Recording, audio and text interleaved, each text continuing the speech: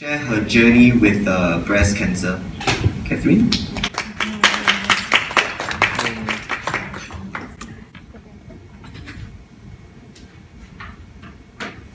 Hello everyone, my name is Catherine. My middle name is Megani. I wear the clothes. I am a YouTuber, so this is my YouTube channel. So my middle name is Meganis, consists of two words, Mega and Manis. Is from my father given, so you can guess which country I come from. So I'm from Indonesia. Manis meaning sweet, so Mega Manis meaning is super sweet. When I come to Singapore, I came in Singapore is 2008. A few years after I reached Singapore, so I feel pain on my breast. I'm aware of that. I thinking of a cheap way how to check of my breast. So I check on internet. It come out is a Singapore Cancer Society. So I went there and I checked.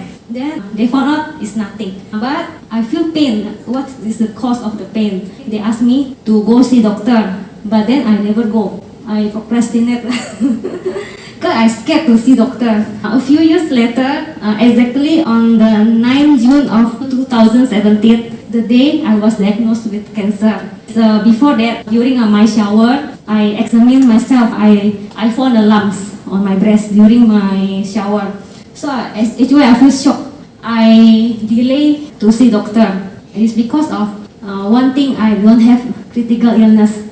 And then I want to play cheat, like I want to buy first and then 6 months later then see doctor, can or not? Then my friend say, no lah.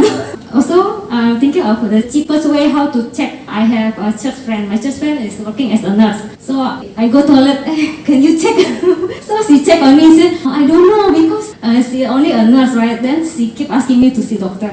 And then at the end, I see doctor. So this 9th of June, the doctor announced the result of my biopsy. So I did mammogram, ultrasound, and biopsy. The results come in is cancer. The cancer type is HER2 positive. I know it's from internet. They say you can cure cancer naturally, and also big side of that because I don't have insurance. So I want to go no cost. I talked to my family and my friends. I say I don't want to do chemo. I don't want to surgery because I scared, and because they say after you do chemo, I cannot conceive a baby, and I still single. I don't want to lose my breast also. And then after that, I told my dad.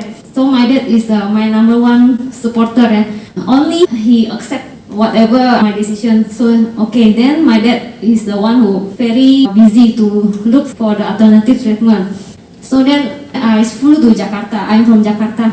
So in Jakarta, I searching for the treatment. Anything I try. You can tell me what product. I think all the product I have buy. Then in those 3 months, one of advice of my friend, you can do anything what you want, but one thing, you have to check if the cancer grow small or big. So this is what I remember. So it's my dad driving the motorcycle to the nearest clinic. So every time I went to ultrasound, then it's so scary. It become bigger and bigger. First time diagnosed is 1.9 centimeter. At the end of the 3 months, it become 3 centimeter. Then I still don't want to listen because I thought 3 months not enough. I add 1 more month to try for the alternative medicine. And then so I tried the Sensei, the herbs. My dad said, this Sensei can treat the brain cancer. He said this brain cancer cured because of his herbs. During the treatment, he's smoking in front of me. Then I feel like it's not credible. Then I told my dad that I'm not feeling very comfortable with this Sensei. Why he's smoking in front of the patient? And then I tell myself, okay, I give 1 more month to try all the treatment. You can ask me what I try. I have tried filtered water. I have tried the bra. You know, I buy the bra very expensive, $3,000. They say have the stone. The stone can remove the toxin inside your breast, but I don't feel anything. After that, actually my cousin is very worried about me because I ignoring people. People always ask me, Catherine, please lah, go for chemo. Then I said, no, maybe the medicine haven't worked yet. And then they are crying because I feel that they don't want me to die. I know the reason. My cousin say I have to go see this doctor, this oncology. My cousin have a colleague. Her colleague is cancer. Her only six months leave, and they say the Indonesia doctor give up already. Say he also cannot walk already in the wheelchair. Then he saw this oncology. This oncology treat him until he can walk. He's still alive until now. So I feel, oh, this is the real testimony that I see with my own eyes. So then I come to see this oncology in the private hospital. This oncology say HER2 positive only can treat by chemo. He assured me that now the technology is very advanced already. Why I need to scare? And then I said, I cannot have baby. No, you still can have baby. And then, oh, okay. So then after that one meeting, next week I already go chemo already. Then he told me my MRI result is become stage 3 already because it's spread to the skin. She said it's not because of the size, it's because it touched the skin already. During the chemo, actually the doctor say my body respond well to the treatment, and she's very proud and she's very satisfied. And after that, every 2 weeks I have to come for chemo. I know it's very weak during the chemo. My physical is weak, but the inside of myself, I feel happy because every 2 weeks it's like a vacation to the hospital, and someone will accompany me. The person will feeding me because I don't have any to lift up my hand to feed myself. It's actually memorable for me. During the operation, the surgery, I feel very nervous. I cannot sleep that day, one night before my surgery. Then my dad told me this. He said, I feel the pain because you are my daughter. If anyone touch you, it's also touch my own body. So he said, if the doctor cut you, I also feel pain. It's better doctor cut my body than my daughter body. So I feel touched. It's the person that I underestimate. Like my dad is always there for me, but I never treasure his love. He also that time he has a back pain, but he still like die there to have to go to my operating theater until the door closed. Then he wait in front of the room. Actually, before that I have anger to God. I feel that I never do wrong. I know some people also ask me, what happened? What you eat? What something wrong that you have do? And people always see me like nothing wrong with me. I am a cheerful person. I never stress. Then I also exercise and quite healthy. Then I also keep looking the reason why I got this cancer. And my age is 60 years old when I got this cancer. And doctor also say, you are too young to get cancer. And that time, also when I have diagnosed, my job is a graphic designer. I know graphic designer sometimes can be stressful. At the end, my boss know I got cancer. In the meeting, my boss told me to not worry. Company have insurance, can help you pay for the medical fee. And I trust them, Then the next 2 days, they have meeting again. They told me I have to leave the company. 1 day notice. So I feel, I have to pack my things. I don't have time to cry. But then the previous day before I do the chemo, also something stopped me to do chemo is because of the cost. And I did in the private hospital, and the cost is 100K. Luckily, actually I still have insurance, but my insurance is the hospital plan. Just before I got the cancer, I downgrade the plan. After that, my agent helped me to reverse to the better plan again, so I can go to the private hospital. It's so lucky that it's successful. And then when I go to do my chemo, actually they say don't worry, but I so worry. The hospital keep chasing me. I didn't pay for the chemo, and my insurance always delay the payment. God has given me the right person and right place and right time. I have my old friend, her name is Sandy. Then I didn't know when she contacted me, hey, I work in this insurance company. Then there's like so coincidence, right? Then she said she can help me to chase the insurance company to pay for my medical bill. So it's like, wow, it's all like coming in helping me, and I feel relieved.